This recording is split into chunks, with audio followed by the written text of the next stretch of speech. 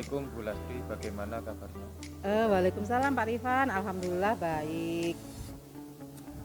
Ini kebetulan saya ada jadwal untuk coaching di sini. Jadi untuk hari ini saya ingin menggali permasalahan yang mungkin ada di sekolah ini.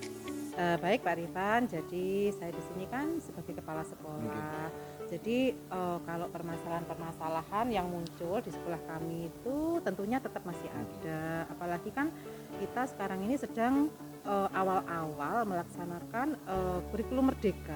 Dalam implementasi kurikulum merdeka itu kita kan ada namanya P5, ada project di lapangan, sehingga guru-guru saya harus bisa membimbing misalnya anak-anak dalam P5 itu. Kemarin itu saya melaksanakan proyek kebinekaan. Begitu. Terus Ya. kira-kira sejauh mana pemahaman Bapak Ibu guru yang ada di sini terkait dengan penerapan P5 atau dalam penerapan kurikulum merdeka ini? Iya, karena kita ini masih proses ya Pak Rifan, jadi kita masih baru tahun kemarin kan kita melaksanakan kumer, dan panduannya pun banyak sekali ya. Jadi kita harus mempelajari satu persatu modul dari kumer tersebut. Dan hari ini untuk pemahaman guru saya kalau diukur ya 70% lah, 30%-nya mereka masih belum paham. Bagaimana sih sebenarnya kurikulum merdeka itu, terutama praktiknya di dalam kelas. Ya, sebenarnya sudah lumayan. Ya. Bagaimana kalau saya ingin lihat di kelas? Oh iya, Apa silakan, sudah Pak Rifan. ada ini? Pembelajaran masih ada? Sudah ada Pak Rifan, sekarang kita masuk pada jam ke-9 ke-10. Jadi Bapak Ibu guru saya amati sudah masuk di dalam kelas semua. Monggo silahkan. Bisa langsung ke sana. Silahkan bisa.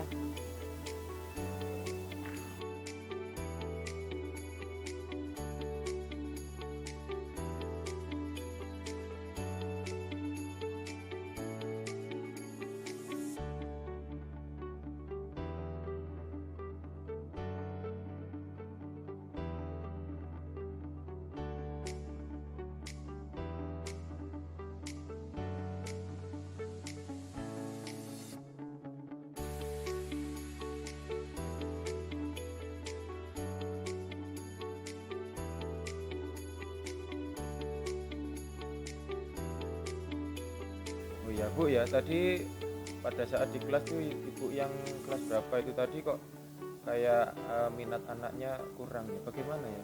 Oh, yang kelas 11 IPS 2 tadi ya Pak, itu tadi yang ngajar namanya Bu Tifa. Oh Bu Tifa. Ya jadi kalau anak-anak IPS memang kalau gurunya tidak paham dengan kemauannya ya seperti itu, mereka gurunya nggak direken seperti itu Pak Rifan. Jadi butuh metode-metode khusus yang sesuai dengan keinginan mereka. Boleh saya itu dipanggilkan Ibu ya? Boleh, saya bantu nggih.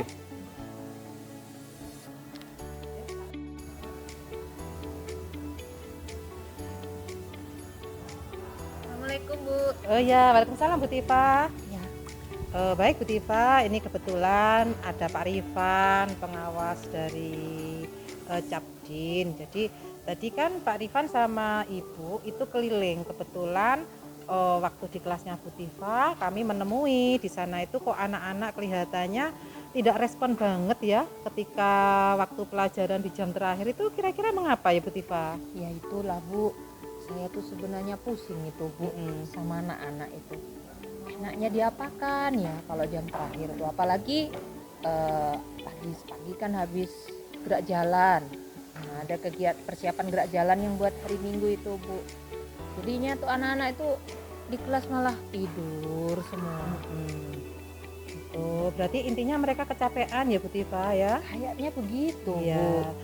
Jadi tadi Bu Tifa itu sudah melakukan ini ya, pengamatan minat mereka dalam pembelajaran sebelumnya. Sudah Bu, kalau melakukan pengamatan sudah.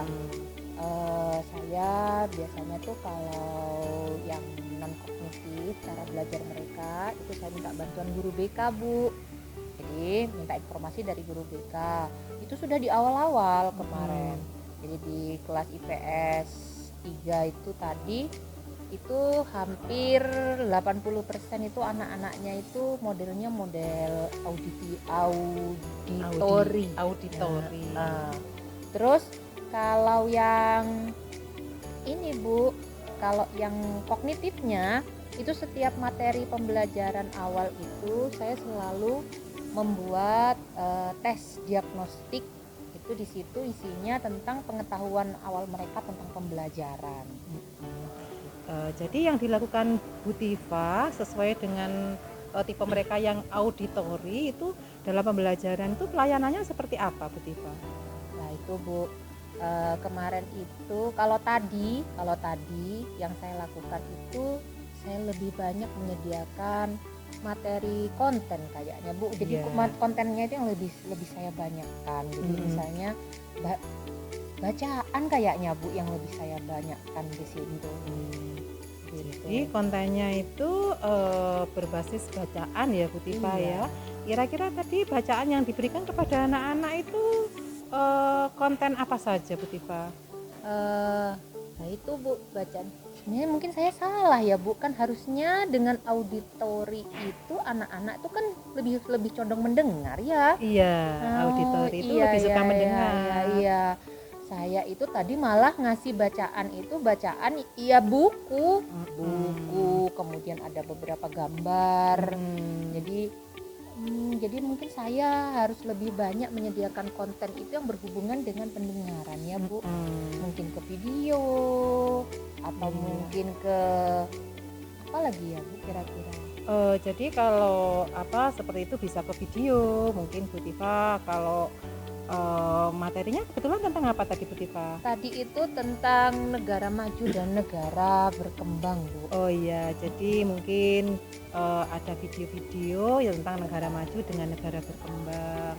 Kemudian kalau jam terakhir anak-anak biasanya kalau diberikan bacaan, mereka apalagi tadi minat baca mereka kondisinya lelah ya. Iya Bu. Mereka kan butuh energi juga ketika membaca, jadi mungkin tidak sesuai kondisinya gitu. Kemudian Bu Tifa, apakah di kelas juga sudah melakukan pembelajaran berdiferensiasi? Kalau pembelajaran berdiferensiasi sudah Bu. Mungkin kalau saya menilai diri saya untuk hari ini, makanya kenapa kok anak-anak itu banyak yang tidur, saya mungkin salah Bu dalam memenuhi kebutuhan mereka. Harusnya kan mereka auditori itu harusnya saya menyediakan lebih banyak sesuatu yang bisa mereka dengar, tetapi ternyata malah saya nyiapkan bacaan akhirnya mereka tidur semua. Seperti itu. Jadi rencananya Bu Tifa untuk selanjutnya bagaimana?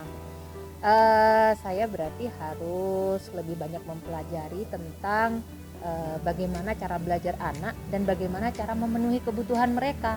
Mungkin itu Bu yang harus saya lakukan. Dikaji ulang ya Bu Tifa, ditanyakan pada anak-anak tipenya, kan setiap kelas itu tidak sama. Iya Bu, iya Bu. Kebetulan tadi kelas 11 IPS itu tipenya adalah auditori tipenya gitu. Ya Bu. Jadi mungkin apa lagi yang dilakukan Bu Tifa? Ya yang mungkin yang kedua, setelah saya mempelajari saya harus menerapkan. Saya mencoba satu persatu. Kalau memang tidak sesuai maka saya harus merefleksi, kemudian saya coba lagi yang lain. Mungkin seperti itu Bu. Ya. Apakah Bu Tifa ketika memberikan model pembelajaran audio itu yang berkaitan dengan video, dengan konten-konten itu biasanya Bu Tifa buat sendiri apa biasanya hanya download begitu saja? Biasanya cuma download Bu. Oh begitu. Iya. Kalau menurut pengamatan Bu Tifa, ketika hanya download seperti itu, apakah sesuai dengan yang diinginkan siswa? Nah itu dia Bu, kadang tuh saya nggak sesuai Bu. Makanya saya tuh kepingin sekali Bu ada pembelajaran untuk guru-guru yang bisa membuat konten-konten gitu Bu, ngedit video gitu Bu. Jadi lebih wah itu ya Kak anak-anak, Bu guru saya ternyata pintar gitu.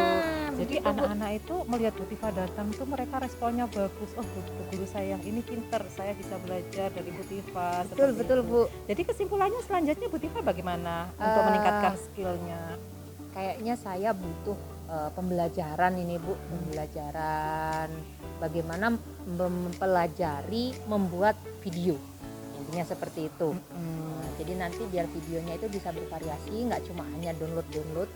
Yang kedua saya juga harus mempelajari metode-metode apa yang dibutuhkan, yang bisa saya terapkan untuk memenuhi kebutuhan anak-anak. Iya, jadi nanti lebih sesuai ya dengan Iya, Bu. kebutuhannya anak-anak, juga dengan materi yang disampaikan tuh lebih sesuai. Baik Bu Tifa, saya kira itu saja. Terima kasih. Terima kasih banyak, Bu. Ya, boleh kembali ke Monggo, kelas. Pak. Oke. Assalamualaikum. Salam. Oh, ternyata beberapa permasalahan mungkin terjadi ya Bu ya. Jadi Iya. tidak hanya dari siswanya, juga dari gurunya, terus kemudian dari kesiapan atau fisiknya juga termasuk Mempengaruhi sekali Pak Rifan gitu ya. Bagaimana Bu evaluasi kita hari ini? Jadi kesimpulan saya yang pertama, guru-guru saya itu masih belum bisa memberikan pelayanan pembelajaran yang menyenangkan sesuai dengan kondisi anak. Jadi harus dilihat tuh anak ini kondisinya capek, anak ini kondisinya gembira, makanya penting sekali untuk menyiapkan di awal tentang kesiapan belajar siswa. Kemudian yang selanjutnya, guru-guru saya ternyata juga masih banyak yang jadi downloader itu Pak Rifan, jadi mereka belum memiliki skill membuat PPT, belum memiliki skill membuat video, sehingga selanjutnya nanti akan saya adakan pelatihan khusus supaya keterampilan guru-guru saya itu lebih bagus lagi. Seperti IHT itu apa dampaknya?